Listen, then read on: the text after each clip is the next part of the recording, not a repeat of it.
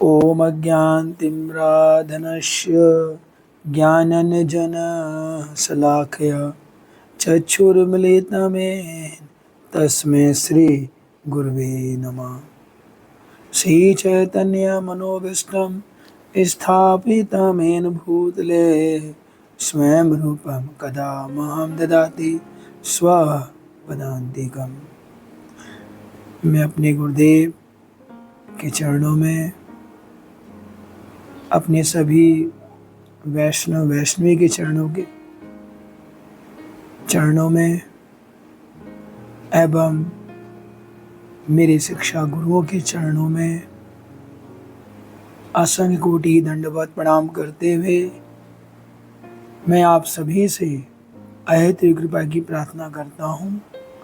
और आज हम श्री राधा रानी की महिमा को आगे श्रवण करने का प्रयास करेंगे।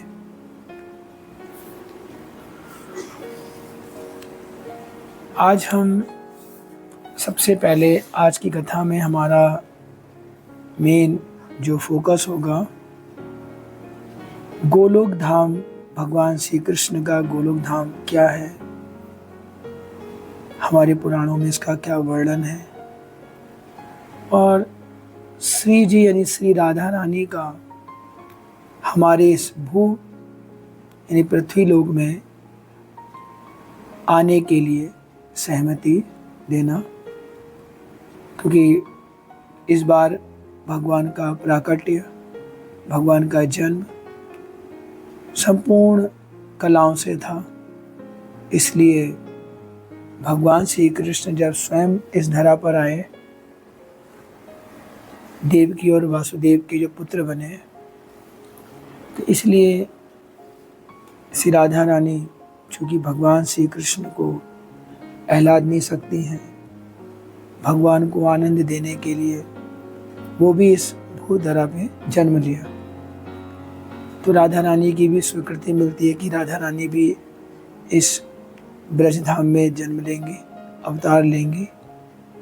तो उस गोलोक धाम कैसा है, क्या है, एक तो इसका चर्चा करते हैं। उसके बाद आगे राधा रानी का किस प्रकार की स्वीकृति मिलती है उसका इसमें हम क्लास में चर्चा करेंगे। गोलोक धाम कैसा धाम है, इसका शास्त्रों में क्या इसका प्रमाण है, कोशिश करते हैं बताने का। हमने शास्त्रों में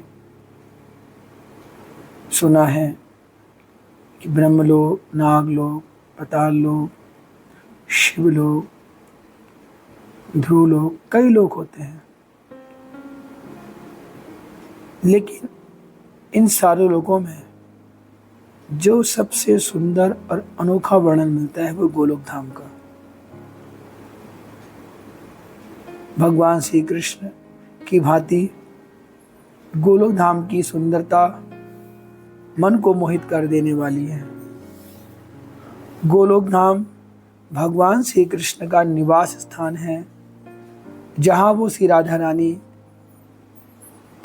एवं अनेक गोप और गोपियां निवास करती हैं, जहाँ रोज भगवान की लीलाएं होती हैं, क्रीड़ाएं होती हैं, महोत्सव होता है।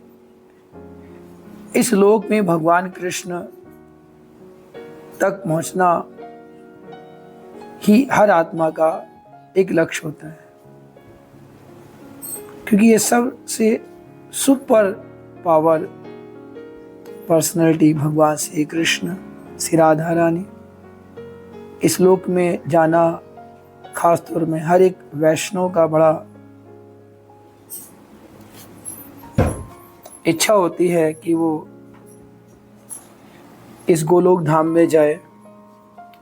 लेकिन इस गोलोक धाम में जाना इतना सहज नहीं है।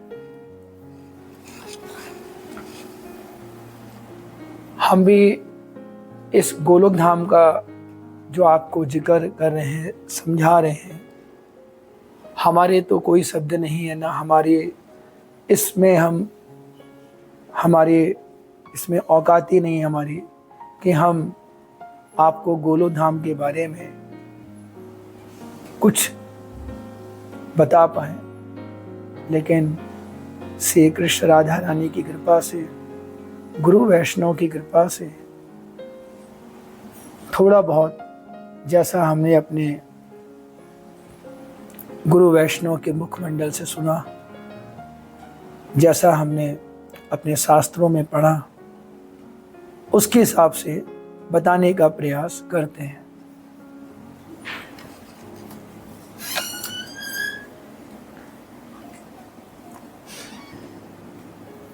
तो मैंने बताया कि हर व्यक्ति की बड़ी इच्छा होती है कि इस गोलोक धाम में आने की।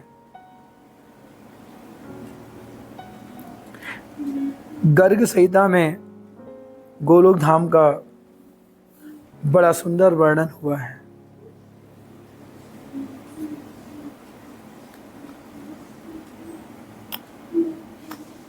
वैकुंठ लोक कमल की पंखुड़ियों के समान है और उस कमल का प्रमुख भाग ही गोलोक है।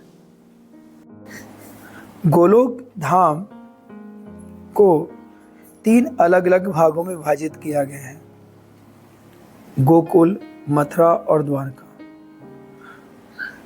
गोलोक में निवास करने वाले गोपियां बाल सूर्य की भांति क्रांतिमान होती हैं। वहाँ द्वार द्वार पर विभिन्न प्रकार की गायों का दर्शन होता है।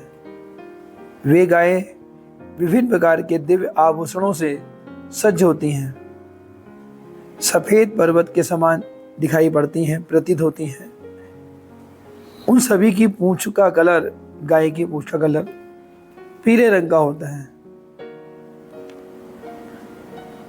वहाँ गायों की रक्षा करने वाले ग्वाले 4 गायें भी होते हैं, जिनके हाथों में बेत की छड़ी होती है।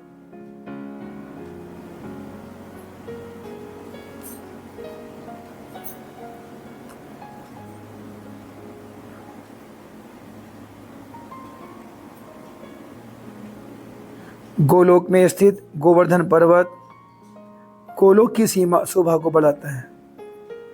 वहाँ नदी किनारे बने महल उसकी शोभा को और बढ़ाते हैं।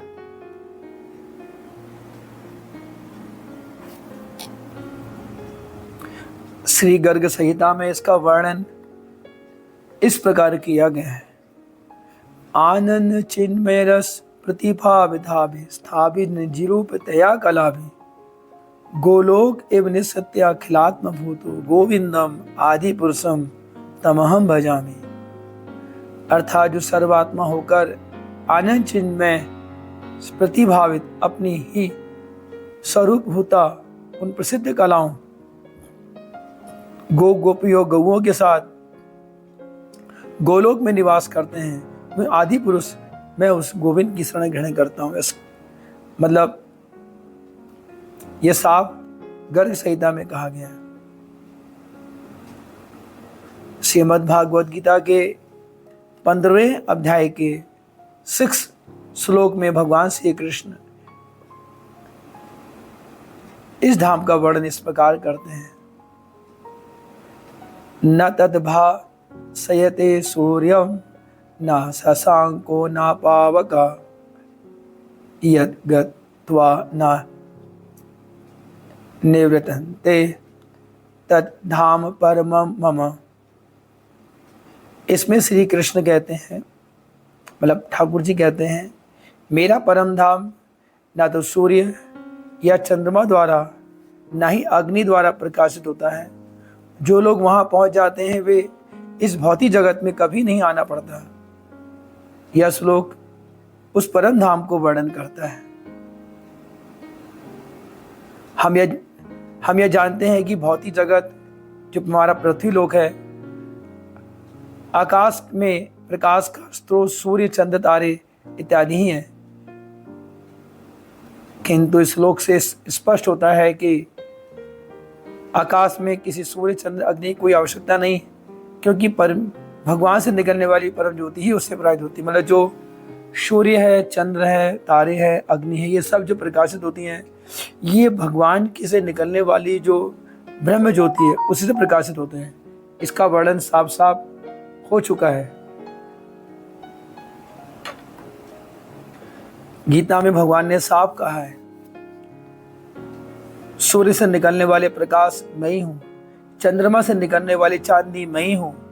तो ये सब क्लियर हो गया कि जो भी सूर्य है भगवान का प्रकाश है, सूर्यदेव का प्रकाश है, चंद्रमा की जो चांदनी है, तारे हैं, इन पर जो प्रकाश है वो भगवान श्री कृष्ण की ब्रह्म ज्योति द्वारा ही, मतलब उनकी जो ज्योति से प्रकाश है उसी से ये जगमगाते हैं और प्रकाश हमें करता है।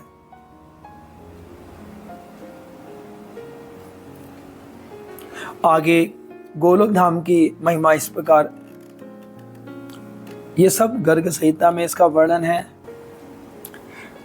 गोलोक धाम का वर्णन श्रीमद् भागवत पुराण, गर्ग संहिता, ब्रह्म संहिता और ब्रह्म वैवर्त पुराण में इसका वर्णन साफ साफ है। इस धाम में भगवान श्री कृष्ण के शाश्वत निवास को बताया गया है। यह धाम प्रेम और भक्ति का धाम है। यह सभी भौतिक लोकों से परे है। यहाँ भौतिक संसारिक कामनाएं, इच्छाएं यहाँ नहीं होती। श्रीमद् भागवत पुराण में, इस पुराण में गोलोक भगवान श्री कृष्ण का निवास स्थान बताया गया है। गर्ग संहिता में गोलोक धाम को वृंदावन और वैकुंठ धाम के समान बताया गया है। ब्रह्म संहिता में गोलोक के क्षेत्र को कमल की पंखुड़ियों के समान बताया गया है और इसे सभी लोगों को प्रमुख भाग मानती हैं। ब्रह्म वैवर्त पुराण में, इस पुराण के अनुसार गोलोक वृंदावन वैकुंठ लोक से भी ऊपर स्थित है। मतलब जो हमारा गोलोक धाम है वैकुंठ लोक से ऊपर है। तो इस प्रकार अगर हम देखें तो ये गोलोक धाम भगवान श्री राधा कृष्ण का दिव्य और युगल सरकार का धाम है। यहाँ प्रेम और भक्ति का धाम है। यह धाम तीनों गुण, सतोगुण, रजोगुण, तमोगुण से परे है। यहाँ स्वयं भगवान श्री कृष्ण की आभा से प्रकाश निकलता है, जिन्हें सूर्य चंद्रमा की प्रकाश की वहाँ जरूरत नहीं है। यहाँ पर सुंदर गायें हैं, कल्पवृक्ष हैं, कमल के फूल पाए जाते हैं। गोपियाँ और भगवान की सभी लीलाएं, यहाँ पर सब राधा कृष्ण की सेवा में सारी गोपियाँ लगे रहते हैं। हर वैष्णव की बड़ी इच्छा होती है कि मेरा जो जीवन है अंत में भगवान की सेवा में जाए।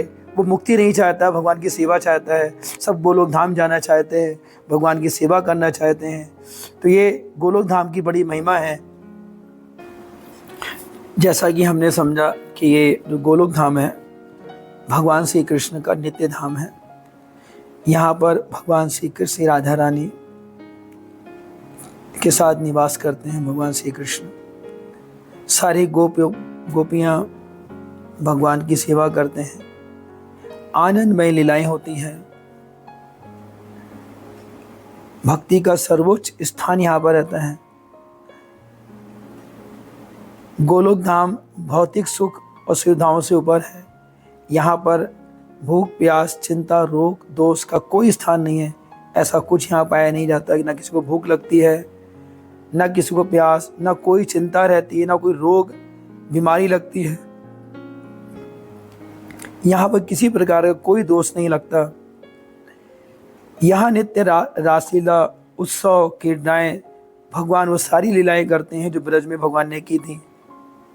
यहाँ गोलोक धाम नित्य यानी शाश्वत है। इसे परम धाम भी कहा जाता है। गोलोक धाम पहुंचने के लिए अगर आप अपने जीवन में गोलोक धाम जाना चाहते हैं तो उसका एक ही तरीका है।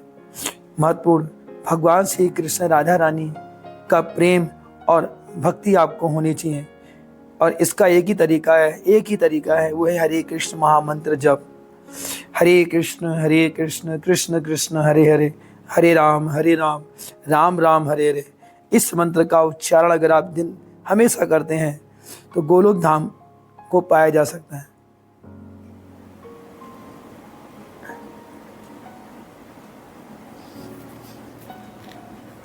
अगर हम गोलोक धाम और वैकुंठ धाम में अंतर को समझें तो मेरे अपने शब्द हैं, गोलोक धाम भगवान का घर है तो वैकुंठ धाम भगवान का ऑफिस है।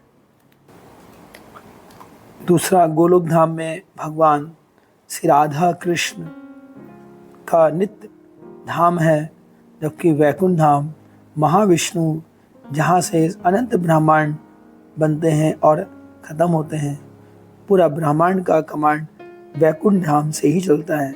एक प्रकार का सभी कार्य जो भगवान के होते हैं वैकुंठ धाम से ही होते हैं।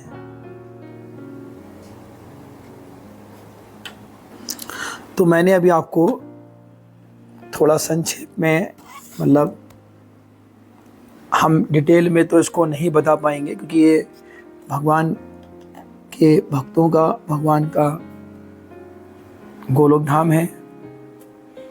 भगवान की गोपियाँ जिन्होंने सुपर भक्ति की है, जीवन में कृष्ण और राधा का ही चिंतन किया और कुछ नहीं मांगा, तो ये अवश्य है कि गोलोक धाम में वास मिलेगा।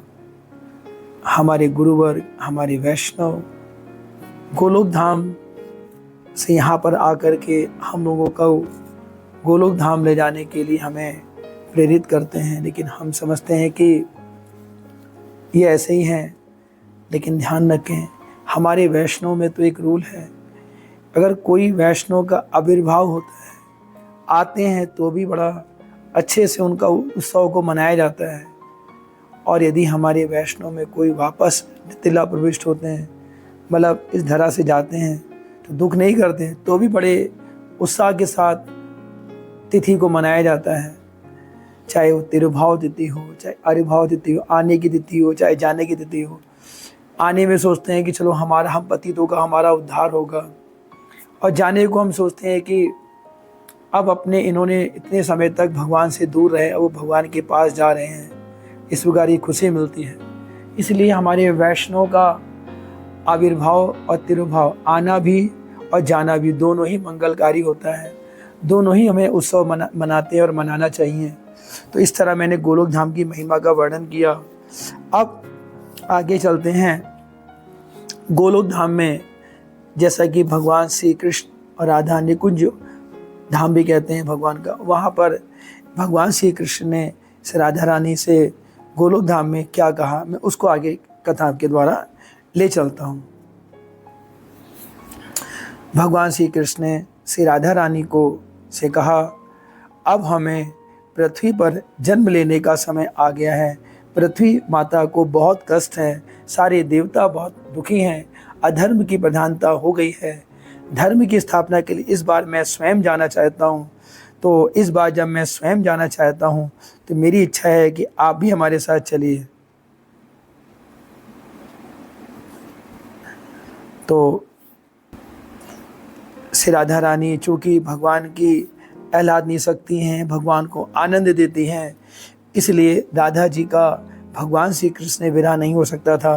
तो राधा जी कहती हैं कि प्रभु, आपके जाने से मैं दुखी होंगी, और आप अगर मुझे साथ ले जाना चाहते हैं तो मेरे पूरे ब्रज को भी साथ ले जाना पड़ेगा, क्योंकि मैं तो बिना इस ब्रज के नहीं रह पाऊँगी।